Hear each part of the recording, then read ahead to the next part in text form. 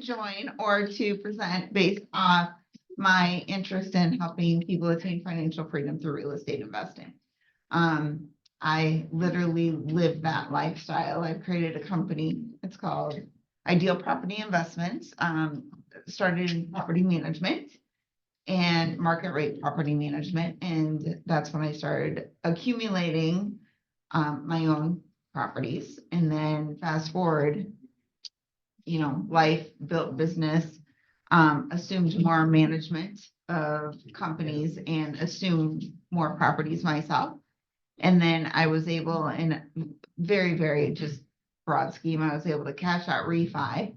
And then I bought a company and then I bought another company, all because of how I invested in real estate. So I've expanded my brokerage, which is Ideal Property Investments, to attain management of affordable, local, like affordable market and association management. So we can perfect the management of the industries.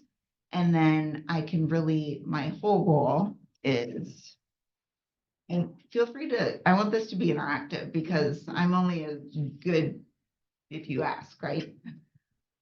I think you just press a button, right? Yes, yep. Okay. So the vision of the company. Thanks This for is, clarifying that. yeah. Okay. So I don't like anything ordinary. I like everything like very weird. And if it's standard, I'm not going to operate.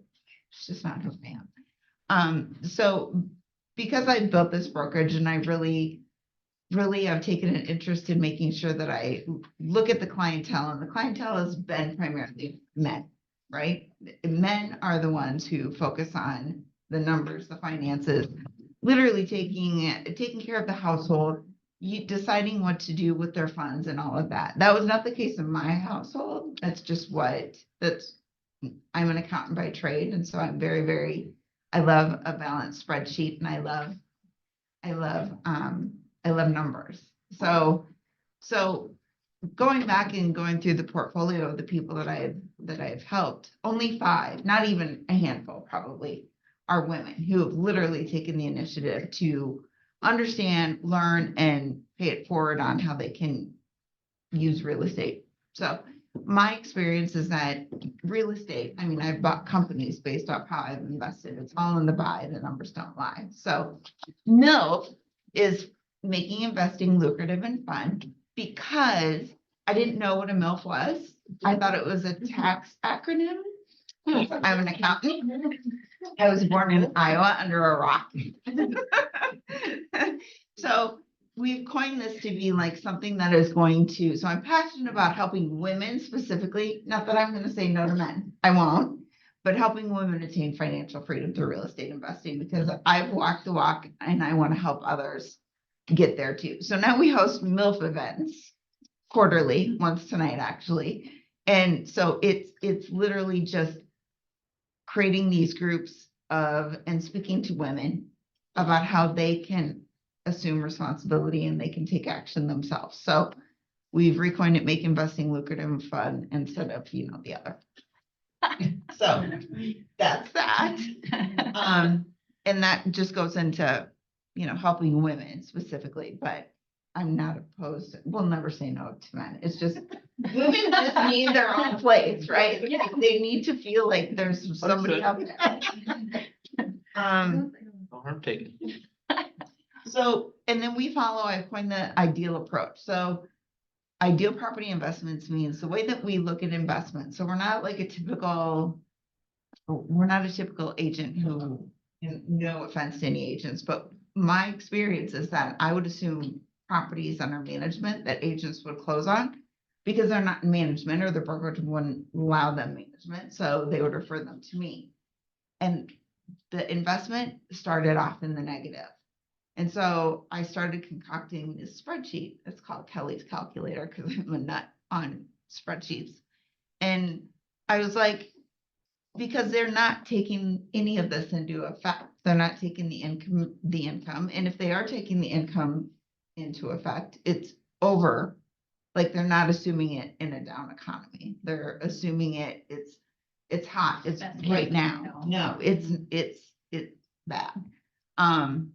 And then they're not factoring in that, educating the client about the depreciation that you're gonna be, like, a rental property is a business. It's a business. It's an entity. It should be treated as a business. I don't care if there's people like the tenants, the client's customer, all of that. You need to treat the rental property as a business. So teaching them that even though there may be little cash flow, there's still going to be a depreciation on the upside, right? You're still going to get that, I call it silent cash on the back end that will flow through your tax return and help you save that way. And then the equity, again, I have done this. So utilizing that equity and the appreciation, so it's all in the buy, the numbers don't lie. So that buy, that should be your nest egg to propel you forward over and over and over again. So I was able to do 5, and then I took out a significant amount and literally bought 2 companies to expand my brokerage to service the properties that I want to manage, because we need to build a maintenance team, because management sucks if you don't have good maintenance. So that's the whole point of that. Yeah. And then leveraging it all over again. So it's a cyclical pattern. So that's why it's important. It's all in the buy, the numbers don't lie. And if you use this ideal approach when you're assessing a property before you close, or you're helping an investor who wants to get into it, either way, it's all, analyze it. I'm here to help anybody. I don't care if they use me for management. I don't care. I care that, because if you do this bad, it hurts the economy like tenfold. Like the repercussions and the domino effect that happen when you don't buy a property right and you get a landlord into a situation that is a negative, and then they're planning that that's going to be cash. That causes unemployment, that causes, fiscal irresponsibility, that causes bankruptcy. It's huge. So off my soapbox now. I have a question. Yeah. Do you think that they buy it because the realtor told them to, Yeah. and it was a good deal, and they're like, okay, I trust you, you're a realtor, and then they Yeah. bought it, and they're like, wait a minute, these numbers, because the For realtor sure. didn't know how to run the numbers, maybe? Right. Yeah, and to the benefit of the agent. Hi, Eric. You can move first. A little. But to the benefit of the agent, they don't know any different either. You're only as good as the knowledge that you amass, or, everybody, kind of like we all say, and I don't know about, I say this, I'm just gonna assume that I'm gonna assume it's a stereotype and we all do this, but everybody thinks they can be a real estate agent. Everybody. It's easy. No Yeah. way. People think that. I call Easy. bullshit. You need it. So this is the Kelly calculator I was talking about. So when we run a rental property and we want to propose it or we want to pitch it, we look through and we do like a pre-analysis checklist of all of these things, like where it's zoned, if the rental license exists, like how all of that goes. Are you and Eric Furthermore. related by any chance? Yeah. Eric's a master at this, by the way. Oh, well, Spreadsheets are great. okay, yeah, they are. Yeah, Let me give you 1 minute of overview of who you're talking to here, perfect. because it sounded like you didn't quite wasn't clear on that. So Select Wealth is here's Jared, our leader. Right. So Select Wealth is, I'll call it a club of people trying to personally grow their own investments. Okay. So through that, everybody here is a realtor. Yeah. So we have a lot of great knowledge. We have got accessibility to properties. We understand this stuff. But we're Right. trying to take it to the next level to help everybody in this room to increase their own personal net worth. Cool. So So you wanna we're all help yourself realtors? and your client. Yes, so we're trying to help. We want to be our best clients too. Yeah, And we need property you want to be, if you have knowledge, you should Yeah. use that for your own personal use and for your customers. Mhm. And the more you get of both, you're gonna be better for your customers and you're gonna be better for yourself. Correct. So that's why we're here, Cool. Thank this you group for- of people. So you're on the right track. You're talking to the right people. Right. And I'm picking on Eric a little bit, but he has got a spreadsheet like this that he's just very meticulous on. So you guys have a very similar background where you come from the accounting side. Mhm. It's it's math. Numbers don't lie, but the person who enters the numbers could lie, so numbers Oh. are. Yeah, which one's those accurate? Yeah, right? Appraised value. Who No appraised it? comment. Yeah, Yeah, exactly. exactly. So anyway, sorry for the side note, but No, that's give you great. an idea of who you're talking to, and then there's people on the online here for you too, so. No, that's very good. I personally have to experience everything before I can even stand here and say it. Like investing in the syndication, worst decision of my life. Really? Oh, absolutely freaking sucks. I want my money back. But now I can stand here and say that with 100% authority. education. Yeah, Education, What? but what not to do. yeah, it's not like you're gonna lose them. I'm not gonna lose the money. It's just like held at like minimal interest. So when you compare it to what is out there, so we look at, because the T-bill, like this, right, Eric, the safest place that you could put your money is like a treasury, right? So we compare any investment based off very, very conservative rent in a down economy. Because the goal is to hold it, you know, you want to hold it, use it, refi, you know, ideal. You want to do the ideal approach. So we enter in the price, we do a 30-year fixed mortgage rate, assuming whatever, it doesn't matter if you do that or not, but, and then interest rate comparing against a T-bill, and then we do like a rate recap where all of that. But if you guys are in the know, like this investment we would not recommend it. That's that, because the little pass thing didn't work. So, I mean, you could make it work, but then you're pushing it. And I think that's where we fall short sometimes, is that we just try to make it work thinking that we can, and it doesn't. And then we set up everybody for failure. So any questions on that? Did you make that spreadsheet? Yeah. Do you share it with people? No. So your cash on cash and your ROI, 5% and 10%. Those are the minimums that we look for. Okay, Yeah. Do your clients tell you differently?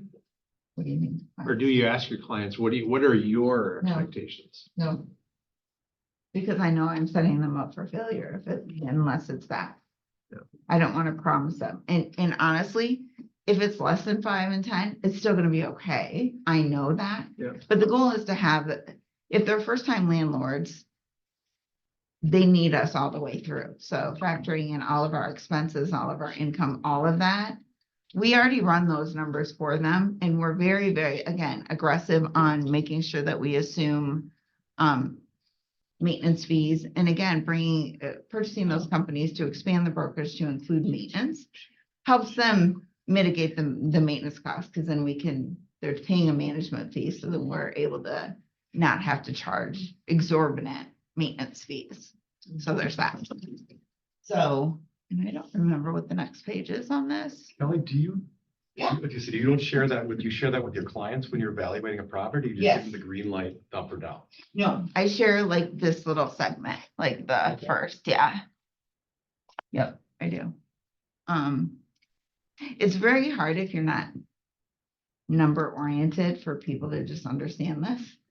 So, I mean, to me, it's like reading the back of my hand, but I don't. So yeah, but the Which is a goal. huge value that you bring as a property manager to your clients. Yeah, I really want, like I was telling them earlier, if you don't buy a property right, the economic impact that it causes, not only your local economy, your state, somebody should, Eric, maybe you should follow that statistic. I don't know. I'm looking at your spreadsheet. I wasn't quite. Oh, no, you're- Question. The economic impact. That's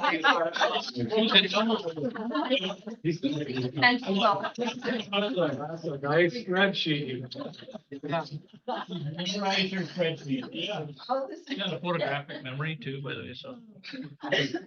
There should be. I'm with you on the economic impact you made. But it's the action versus the inaction over time. Yeah, And even if there's mistakes involved in the action, it's still probably going to pan out over the long run. it will, but if you don't do it right, Sure. Yeah, then, you Yeah, know, you're right. the whole, everybody suffers and the string is long, so furthermore, then, building this company to, we, having ideal investments where we're helping agents or helping clients find the right investment, doing management and then, maintenance. So all of that, and then bringing in, because I don't know, a sucker for punishment, I think. I purchased Perennial Management, which is the company that I bought. That's an affordable management company. That is kicking my ass, but it's good. And then Olson is the association management company that we bought. And so all of that was in lieu to build this, to serve that, to help everybody. And to keep costs down so we can make sure that we're offering sound investment advice. You say it's kicking your ass, but it's good. Is that, do you have an intent to change on that, or is that just a loss leader that's part of your? No, it's my way of getting in the door with the government to understand the rent control stuff. Is it like Section 8 stuff? Okay. Yeah, tax credit properties, understanding and helping. It was a play to gain maintenance, make revenue because they were profitable. There's upside in that, gaining a team, and then making sure that I can start understanding the why behind all of their requirements. The reporting is horrendous. It's painful, and you have deadlines that make no sense, and everything is so antiquated. So as part of my mission to bring back affordability and understanding all of that, I have to step out and understand it so I can stand here in front of you and say, we have work to do. So that was that. And then association management. That's really a walk in the park.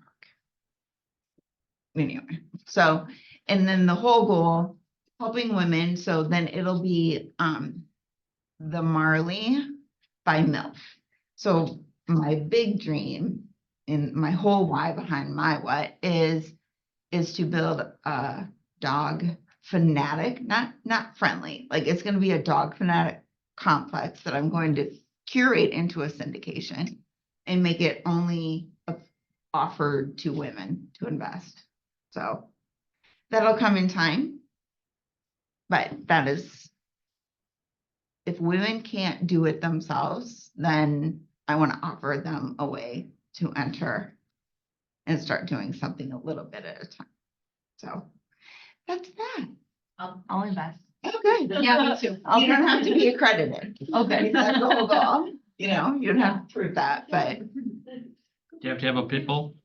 it's gonna be, yeah. Mhm. How do you define like fanatic, dog fanatic? It's gonna be built for the dog and the Built. people are just gonna be there. Got Interview the Because they dog. have to pay the rent. Actually, our down in like southern Missouri focuses on that. That was one of our programs we had. Yeah. A few months back, and they got a waiting list to get in there Mhm. because it's dog centric Yeah. for RV Oh, park. eccentric. This is gonna be fanatic. I mean, there's gonna be built-in dog bowls and beds. I mean, yeah, but also I think it's important too. I just am very passionate about helping get, wealth is built on real estate investing. It really is, so if we can do it right and we can do it together and I can stand and I can educate people and women can, it can be that support and sounding board for us to take a vested interest. It's hard. I say now, I'm now going to go back to just buying shoes as opposed to buying companies because I think I'm done. Famous last words, Right. I know. It's kind of, yeah. till the next opportunity comes up. Yeah, right. It's like adopting like combining stepchildren into one company. Yeah, patience is not my thing. And people I'm finding who work for me aren't necessarily my thing either. So Do you have a location in mind for Marley? it's gonna have to be in order to. No, yes and no. Yes and no. Give some parameters. Pardon? You have some parameters in mind, just not all. Yeah, it's gonna have to, in order to get the rents that we want, in order to build, it's gonna have to be in the city. When you say in the city of Be- Minneapolis? Yeah, because it should have dog concierge services. It should, like, it's gonna appeal to the people who don't have the backyard. I mean, if they have to travel as their executives or whatever, and they want to come home to have somebody because, I don't know, they're lonely and single and they just want their cat or their dog, whatever. We want to offer that to them, so, And these will be rentals, yeah. all rentals. Mhm. Cash flow, cash flow, cash flow. I mean, that spreadsheet will be dynamic. Ready? Will the unit come with a dog or do you? Do that. I feel like that. I would do that. I'm just Yeah. a year. Yeah. So, It's bring your dog to work day, so Dawn's got her dog. I wouldn't normally, there's a whole thing with it, so welcome to life, We right? understand. Whole thing. So what questions? Like, So can you tell us a little bit about why somebody would use a property management company versus doing it themselves? What are the benefits of that? knowing the laws, having the legal contracts, being the buffer, keeping you from yourself, stopping you from being taken advantage of because people lie. I've been doing this 25 years. People lie.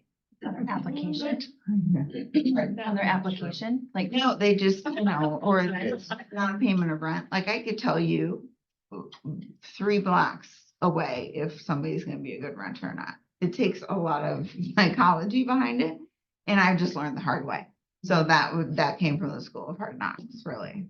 But, So someone coming in the first time trying to do their own rental is in for Oh, yeah. a wild ride potentially, and having Based off a somebody tenant. who has experience doing this for 25 years can identify those things ahead of time and keep them from running into a brick wall. again, saving them from themselves. Everybody thinks that they can do it. Everybody thinks that they can, stick to your trade, stick to your niche, stick to your gift that you were given. And do that and let somebody, a professional, handle the rest, because otherwise you will lose money faster than you know what to do with. And we assume those managements. Like either we assume because from a self-managed property, and we actually, I just started initiating onboarding fees because they're so bad. So we have to evict tenants, we have to do trash outs, we have to do cleanups, and then they're just, oh my gosh, I need to sell. And of course, they're just done. They're spent and they just want out. And I'm like, oh, no. Back up, walk through. We'll just act like we're restarting over, but it happens all the time. So, What are your fees for that? Oh, sorry. Go ahead. How do you charge for that service? So it's just a flat $120 a month for management if it's a single family. And then it goes up to 7% of rents depending on the size of the property. And then finder's fees are 1 month's rent. $100 an hour for maintenance, lease renewals, $300. I like very simplistic numbers. So it's just 3 fees, finder's management, renewal, and then maintenance as needed. So, and we're toying with implementing a maintenance escrow plan because most people get statements. And again, they don't understand the numbers or something. And then they think they're being overcharged. So by us just allowing to provide something that would give them just a standard monthly deposit where we just meet with them, I don't know, every 6 months and go over the pro forma of their asset, that's a work in progress. But I want to perfect the industry because it's big. And what's your typical client, your typical investor, kind of what kind of properties do they have? Do they have a lot of properties? Do you deal with a lot of people who have just one property? Yeah. That's how I started. I started by just representing the one investor. Actually my company really started to increase in 2008. Because everybody wanted to capitalize on the buy because that was the turn of the economy and they didn't want to lose on the sale. So then they hired us to manage. And then we still got some of those accounts. And then some were able to sell in a good time, but it allowed us to help them sustain. And the other thing too, is I found that we're not really good at managing people who don't want, we work with investors. We don't work with homeowners who just are buying time. It just doesn't work. The mindset is so, they don't understand. And I don't understand that. So it just doesn't work. So somebody who has just one property, it still can make sense for them to have a property manager. Yep. And they should, because that's probably where there's no hedging of other units to, you don't have somebody else, because if you put a number of people under one roof, statistically speaking, you're gonna have upside because you've got, one is always gonna screw you over, but the others will be protected. You'll be protected by the other. So the risk is less. Can you briefly describe the steps if someone came to you and they said, I want to buy a duplex, live out on one side and rent out the other, and they came to you, what would that look like? So I would ask where. I would just get to know the why behind they wanted to do that. Are they trying to build wealth for themselves? It's important for me to understand the story, because if it's just about, I just want to make money, or if I just want to store money, that's okay. But I just need to know. So then walking through, doing a fiscal analysis, understanding the condition of the property, doing a maintenance inspection, all of that, because hidden treasures are always there. And then just running those numbers and then helping them through the closing if they don't have an agent, and then managing. So then we start leasing, which includes everything from listing online to moving them in. We have a rigorous inspection policy and then I'm very tech forward, so everything is digital. And then babysit and firefight, and then do it all over again. Put a good property manager on it and make sure that we communicate. Well, that was a good question, because that's let's just say I was that client, let's say. And new to Select Wealth, but I'm a realtor. It's cool to see what the steps would be, Yeah, because there would need to be some hand holding. yeah, as there should So, be. yeah. Yep. So let's hypothetically say it's you, and you probably want to live somewhere in a certain area, right? I'm always going to pitch something that makes it work for the money. Because you can make any investment work if the numbers are right? So that's that. But I'm assuming since you're gonna live there, you're probably gonna be a little particular on that. And then you have to think furthermore, do you really want to live next to your tenant? And do you want to manage it yourself? And are you of that personality that can separate?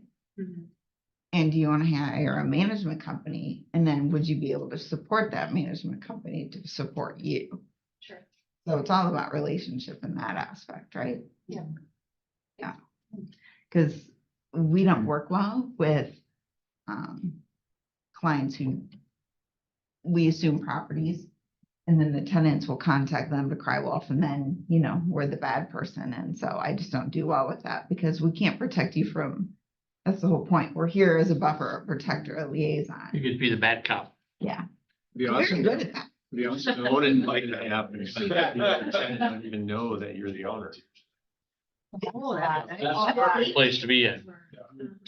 I mean, that's not new news, but it doesn't work because somebody always has a weakness.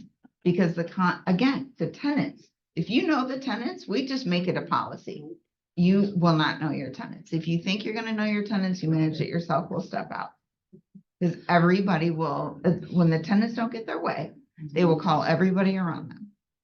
And it's always our fault. So, but I don't know you well enough in it. There are some people I'm sure that would work for it, but if you're gonna, again, it's a business. Are you going to be able to do that with just think any kind of business, right? So our goal in here is to get past that one or two little houses that you Yep. have a little supplemental renter for. It's nice. Yeah. And it's fine for a lot of people, Yeah, but most of the people in here want to go into that 5, 10, 15, 20 properties and then into multi-family properties. So okay, I'm speaking for everybody here a little bit, but let's talk that's about our it. long-term goals is, we understand this business, we have a natural fit for it. And a lot of understanding that Joe Public doesn't have, Mhm. that we should leverage for our own personal use. And speaking for myself, probably more than 3/4 of my income comes from properties that I found and invested in, Mhm. more so than actually selling to end users. Now, I'm on that far end of my career side, so I pick and choose what I do. Yeah. But, there's people in different stages of that. But I think where if you look at people that are very wealthy over the years, real estate has been their transport model, where they've had a business in this and that. But real estate's a long-term thing. And I think, we're pretty confident that 5% growth on investment on real estate is going to keep going for the rest of our lifetimes. So. Yeah. Well, history repeats itself, but yeah, it's true. And I think most people need to have 1 or 2 rental houses so they appreciate why they pay for a service like this. And if you think you can do it, you should. Until you don't want to anymore. Until you get that call at 2 a.m, my toilet's broke. And It's not even that. da-da-da-da, and it's flooding the basement. And That's easy. It's the no payment of rent and, that is the easy thing. Everybody thinks it's not. It's the tenant. good learning experience what not to do, For Yeah. sure. in my opinion. Yeah. So what type do you like for inspections? Oh, go ahead. Sorry. Say that again. What tech do you like for inspections? Myself. I don't hire a tech for. No, I mean technology, like, Oh. do you use some software? to Software. extract We the- use Appfolio for all of our, but as far as, YouTube your iPhone is completely capable of doing move-in videos and then you just upload to the software. It's about protection. It's about literally communicating with the tenant. The way that we approach the management side of that is that you're not renting in an apartment complex. If it's a 1-off or 2-off, you're renting somebody's home. This is their investment. They're letting you live here. It's a gift. Treat it as if it's your own. So then we go through and we get an education of the property to give an education of the property.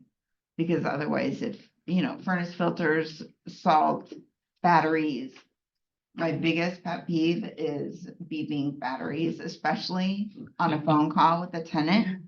And then they say, I don't know what you're talking about. I'm like, you don't effing hear that? Like, really, people? So all of those little things, but, Well, I was just gonna say, so I have 7 doors and I'm managing all of them. And it's not that big of a deal, except for 2 of them turned over in December. So I had to go through the whole process of getting them rented out. And I discovered that I don't ever want to do that again. Because I put them online and I had like 50 applicants in 3 hours. And like, you gotta screen everybody the same, and then everyone's doing application fees, and nobody wants to pay an application fee because they've been burdened by 15 other rental property management companies where they pay these fees and then they never hear back if they got a unit or not. So, and I was told, like, you have to treat everybody the same because you could be in trouble for discriminating or, so everybody gets the same email, everybody goes through the same process, and it was painful. Did you hear her comment? No, your rent was too low. my rent was too low. That application fee just weeded out the guys you didn't want in there anyways. So I actually got a lot of undocumented applicants. And I was like, no, like you're undocumented, but they have visas and stuff, but they don't have social security numbers. And I was like, I don't want to do that. And then I found out, like, you have to still treat those people And they just pay. like everyone else. And they're the best tenants. Oh, they're wonderful. They would show up with cash on my door at my house. Thrilled to be there. And they show up on the day You of shouldn't ever allow that to happen. rent at your house. Yes. Okay. Or cash. Oh, really? Okay, Mhm. okay. Right. We get lots of cash. Okay, so cashier's check, maybe, you know what I mean? How come? Cause you gotta cover your ass. Give them a receipt. Cause if something, you can just, Oh. yeah, If you it gotta, said, I gave it to you, but you gotta protect yourself. This is where tenants are, they're very, very good. And we've all been tenants. I go back to the time when I was just dumb. Like, I didn't know any different, so I was just stupid and I just by nature screwed people over because I didn't know any better. So I'm gotta think about it in that perspective. So then, owners This got time, hurt. Lisa. I think I just need to hire someone to. It's time. Here. There you go. You can have them. Or they pay late and then they don't pay their late fee. That kind of thing. Are you guys hardcore about late fees? I'm a bitch. Yeah, that's good. Need a bad cop. The contract says this, Yeah, you owe us an my extra. dog died, my blah, blah, blah, blah, blah, blah. It's like, I'm sure once you give a little bit of wiggle room. you give a little bit, the next time it's later and later and later and. Yeah, Another question, do you automatically increase rents Yeah. every year? Just like- A certain percentage? yeah. What is that? Minimum 5%. Minimum 5%. Knowing that we're probably gonna get 2.5 because if they're gonna ask for something, I'm gonna ask for something back. So I aim high, knowing that it's gonna revert to a lower So the number. tenants come back and say no? Some do. And they say, no, I won't pay that? You don't say, okay, then get out? No, because I'm expecting that we'll at least get 2.5. Okay, so you're willing to negotiate, and it's easier just to keep the tenant in there if this good tenant than it is to kick them out and then go through the process of. Well, it's cheaper for that, or I'm representing the owner, Yeah. right? So it's cheaper for I'm the owner thinking- to keep them in there. Yeah, depending on their history and all of that. Again, every single property is different because every person is different. Every personality is different. The psychology and makeup of everybody and how we deal with business is different. You need a property manager who understands that and can handle that and is not afraid to, hold true to that. One of the nice things about commercial leases, 99% of them have a 2 to 3% increase, and that's a compounding number. Yeah. So back to Jared's explanation on the whiteboard here a couple months ago, that 3% of $100,000, and then it's like 3% of $103,000. And those things are they're this quiet wealth builders for the owners of the business. And the tenant pays for all their own maintenance. And well, if you get a triple net lease, that's Yeah. perfect environment, because you go, yep, you're paying taxes, you're paying somebody broke a window, you fix the window, you need a new roof, you better buy a roof. So it's HVAC goes out, you buy. hard to get triple net in consumers, individual people, but commercial property, it's the way to go if you can set it up, so. I don't specialize in commercial, so I don't know, but I would agree. Where do you post these properties for rent? So our software allows us to post, but primarily Zillow, all of the main. Zillow.com, Facebook Marketplace? Yeah, That's a big one. yeah, I'm huge. Yeah. Marketplace, Free. Zillow. but you Hey, gotta, guys, oh, sorry, I just wanted to jump in and say back to the tech, Turbo Tenant, if you guys haven't tried that one, I use that for our rental properties. I use the free version. You can go through and put in an application process. It reminds your renters of rent. It does a whole bunch of tools for you that saves you time so you don't have to. I have it on the chat if you need to look at it, but it's called Turbo Tenant. I don't know anything about that, so I can't say. Okay. Anything. Thank you, Joanne. So as far as analysis, you help with the analysis on the front end before they buy the property. Yeah. Are there kind of like annual reviews, quarterly reviews? Are there any sort of review process? And then do you help people try and kind of move to the next step? So like they have a single family property, you Right. then help them move from single family to duplex or multifamily. That is, yes. So as we have grown, that is the goal. That is my mission, is to help and provide like that from an investment perspective. But, instead of going to like a Charles Schwab, you're gonna come to a Kelly Johansson. Yeah, just saying. And then, having a whole trajectory of what your budget and your finance and that's why understanding your why. Do you want to leave the legacy? Do you want to leave it? Do you want to gift it to your kids? Do you want to leave it to the dogs or the Humane Society? Like, what is the plan? And then we back into it. Yeah. You a Simon Simic fan? Not so much. Yes, Another question for you. you got lots of answers. I forgot where my question was. Okay, you wait, I'll answer his. What area do you cover for your management? Oh my gosh, we've been all over Duluth to Rochester, Mound,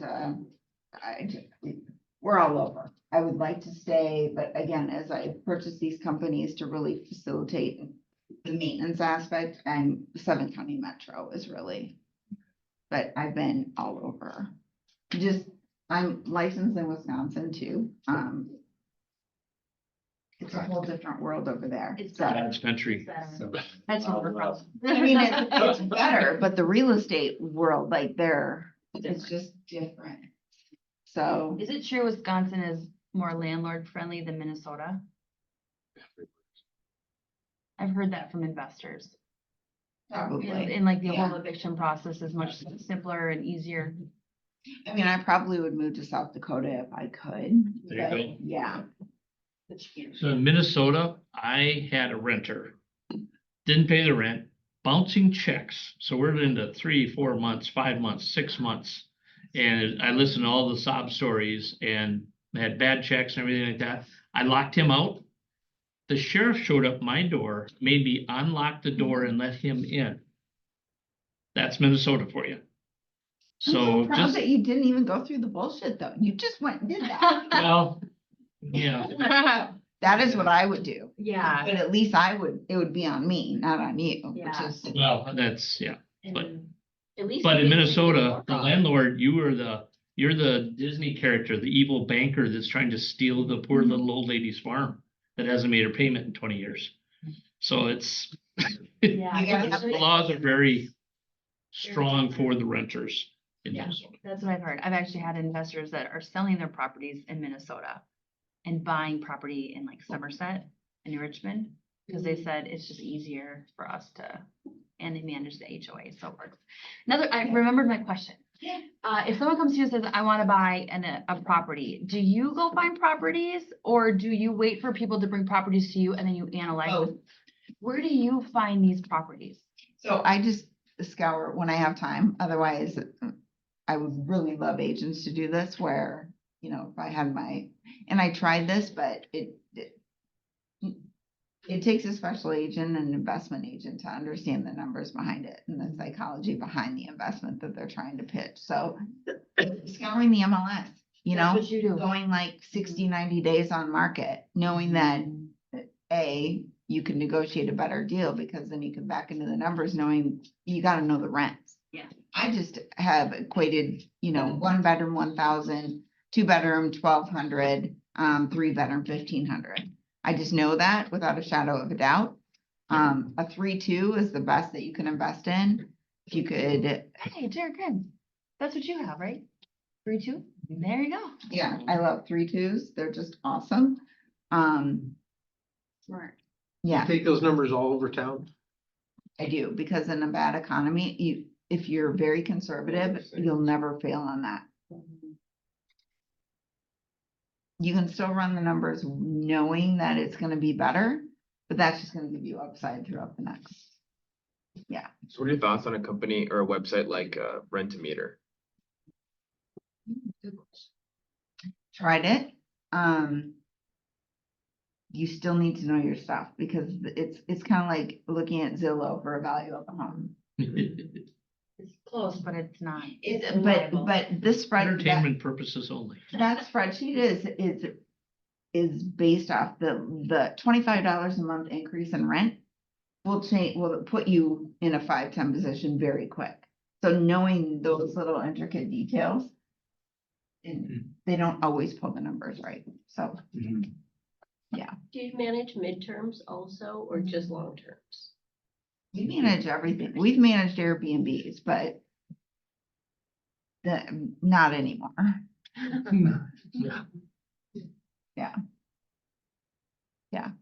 What lender sources are you or your clients using for like the duplexes, fourplexes, those type of properties that are held in an LLC? So I don't ever say buy it in the LLC first. I always say buy it personally and then deed it over And flip it. after. Yeah, Why do you do that? financing. Oh, financing. Oh, Easier. so house hacking. Yeah, that's genius. Yeah. Genius. Yeah, I mean, there's that, and bigger pockets verbiage is where I'm assuming you got that. Oh, yeah, it must be, I don't know. Yeah. Yeah. But if they come with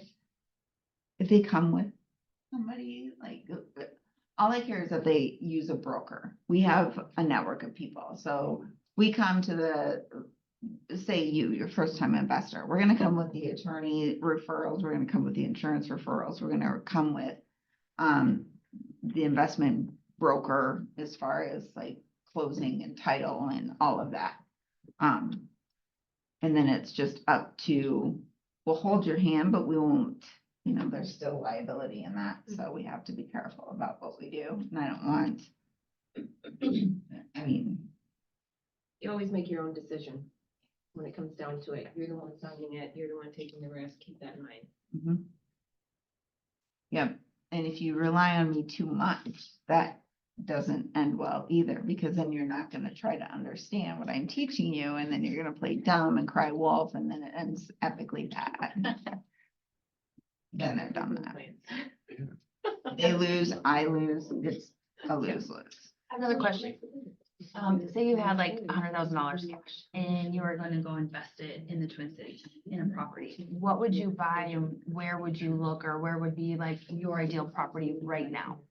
So I take that and try to buy as many properties with that 100 grand as I could in finance, because they're getting 25% down. Not that you're gonna find $100,000 properties, but you could find a condo probably, and I've seen that happen, which those are cash flow hogs if you buy it right. You just have to pay attention to those association dues, because those things will kill you eventually. Yeah, so what would you buy though, like if you were to go, if like someone's like, here, I you look at anything that makes like, is there a sense. certain like North Metro, East Metro, Wisconsin, you don't care, would you look for a single family, a duplex, a Whatever townhome, works for the numbers. condo? Okay, anywhere, okay, is there any area you wouldn't buy just because you've seen? No, it's all about the numbers. So is there a difference in risk when buying a single family versus a duplex, where like a duplex, the chances of both tenants leaving at the same time frame is lower than obviously if one family living in a single family? But why would your leases be cohesive to be ending at the same time?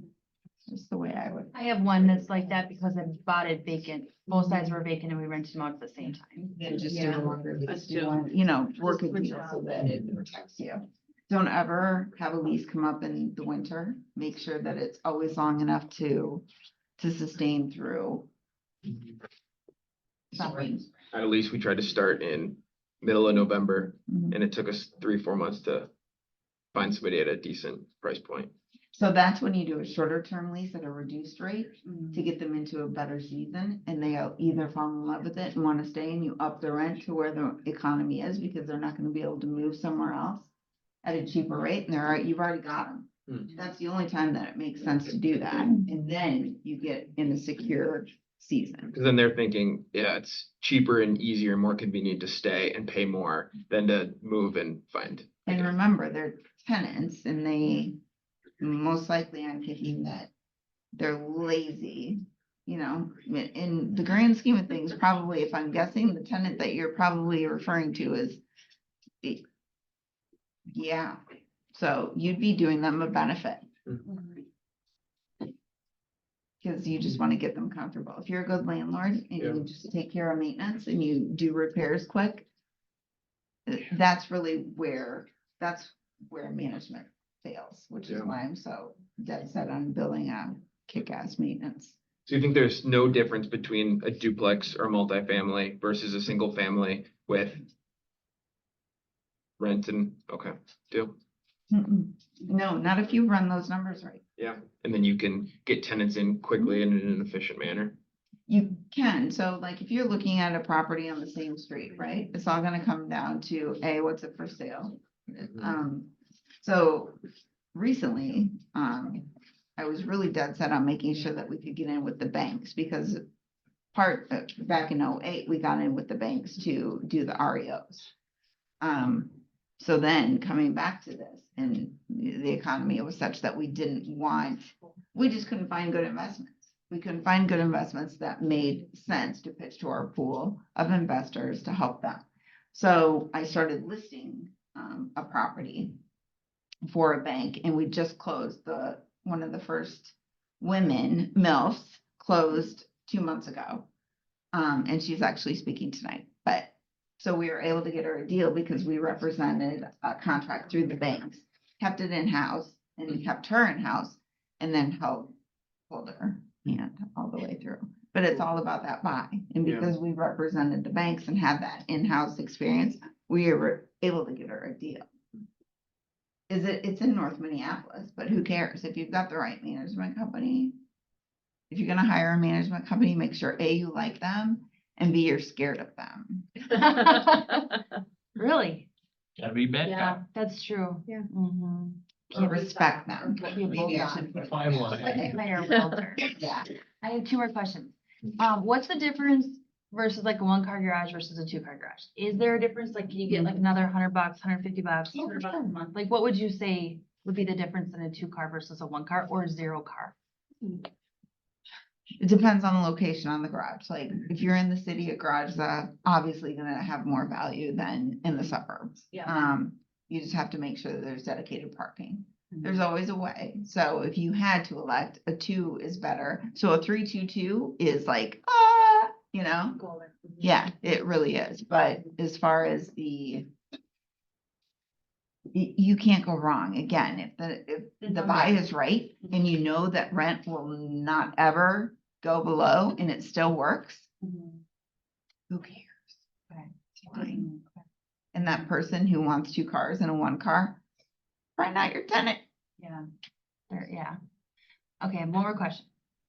I hope you have more. I love it. Okay, so someone like me, I have rentals, don't really want to deal with them anymore. If I came to you and said, here, what would it cost 7% of the rent per month, or what would the cost be? You said, So you have singles or duplexes? What do you have? 2 duplexes, those are 4, and then a condo and 2 townhomes. So the individuals would be 120, the duplexes would be 210. Because Got it. Yeah. Per month. Yeah. Okay. And then you said maintenance is $100 an hour. $100 an hour. Oh, okay. Yeah. So at least it's like a flat amount, you know. If only when we have our guy. So having in-house maintenance allows us to Mhm. service the tenant quick. Got it. So we follow a work order process and then we track it all in our software and then, we do the month-end reporting, the statements, and that's why it's really beneficial. To your point, like helping establish that budget on the front end and then creating a maintenance escrow program. So then they just know that they can expect, and then we just revise that, or we look at it every single year and then revise it. And they can either get a kick, they can get that money back or they can start over again, depending on the capital improvements that need. So There's So deductibles, that's- so of that money, 30%, 40%, whatever you pay the taxes on. So that's really what you mean, maintenance escrow is a capital reserve. yeah, it should be, or, just something so that you can. If you're coming out, and I'm speaking from like a woman perspective, even a man, like, and you're stepping out and you're a little scared, right? And this is, I know without a shadow of a doubt, tenants are gonna cry wolf and they're gonna call maintenance. And because we are gonna have to go out there, we're gonna have to do whatever we need to do. So, and that, I'm not a daycare center and I'm not a nonprofit, so I have to pay people so there's gotta be that. So if I could just say, okay, out of the rents, we're gonna escrow $250 a month, then we take that from that pool. You're still gonna get the same rent deposit every single month. If that's what you elect to do, or we can just accrue the balance, or put it into, I always say, create a separate checking account. It's a business. Don't live on it. Not your first one anyway. It's not the point. That makes sense. So there ever maintenance calls where you would charge the tenant? Mm-hmm. What's kind of the difference between the two? A toilet. So depends where the toilet comes in. Yeah. Depending on what's down the toilet. And in a good lease. right? Oh, yeah. Well Yeah. documented. Yeah, and then, well, what's gonna happen is the tenant's gonna make the work order, so they're already going to put it on out in the world. And so we're just fixing, and then if we document that there was a toy or, even garbage disposal. Furnaces, did you change the leases? Our leases are very, very, very strict in stating you add softener salt to your water softener. You can't fill it, like the level can't, because otherwise it will wreck the system. You have to change your furnace filters because no heat is a result of, A, did you change the batteries in your thermostat if it's battery operated? And when's the last time you changed your furnace filter? Because I'm guessing it can't breathe. It's kind of like, if you haven't blown your nose and you can't breathe, that's kind of on you. No one's coming around. Yeah. Blow that nose. Right? It's true. So yeah. So like, and then if like a tenant punched a hole in the wall, that would obviously be charged to them and little Yeah, things where so- they impact.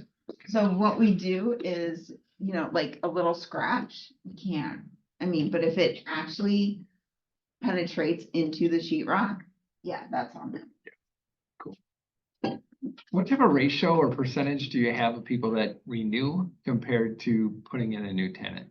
We get people who, because we are so, and again, that's why I say, it's important that you would like me because I'm going to attract that kind of tenant. Right? That's just the nature of how yeah. So I will let a property sit vacant. You can yell at me all day long, but I will not put the wrong person in the right place. I just won't do it. And sometimes that doesn't work for people, but because of that, those tenants stay a long time, because I know what I'm looking for. And that's what you have to do. So.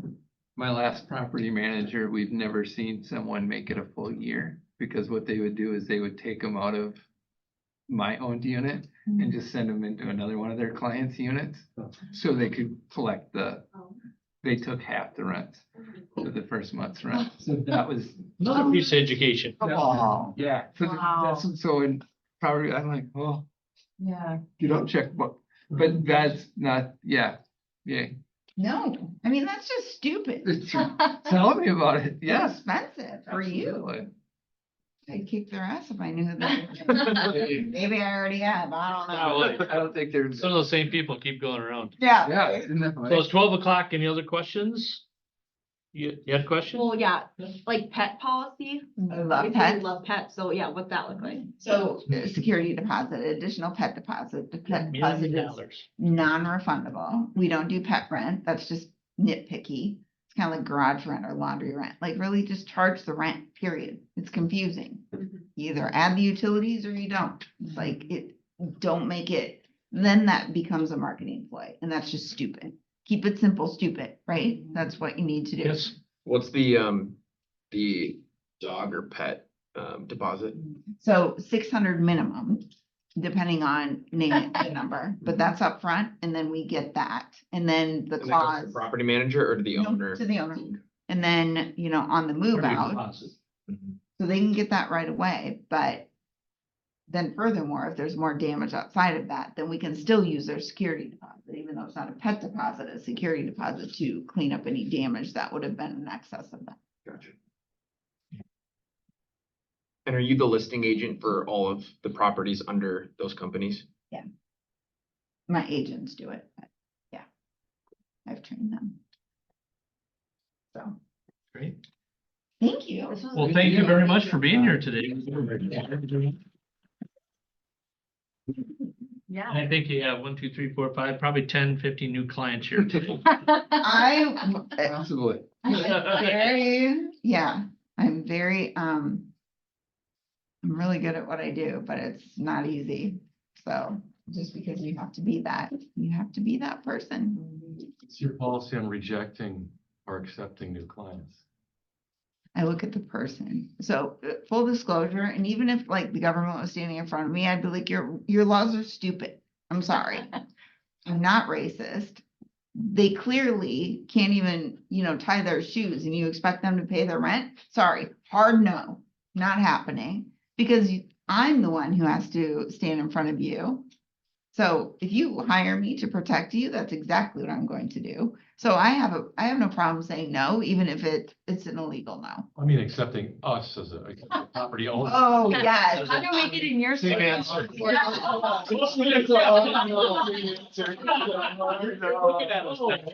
Maybe. Can you call me the room? Now you know how I handle tenants. Yeah.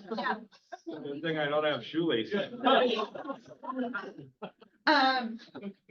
No, as long as you're an investor, I mean, it's that mindset.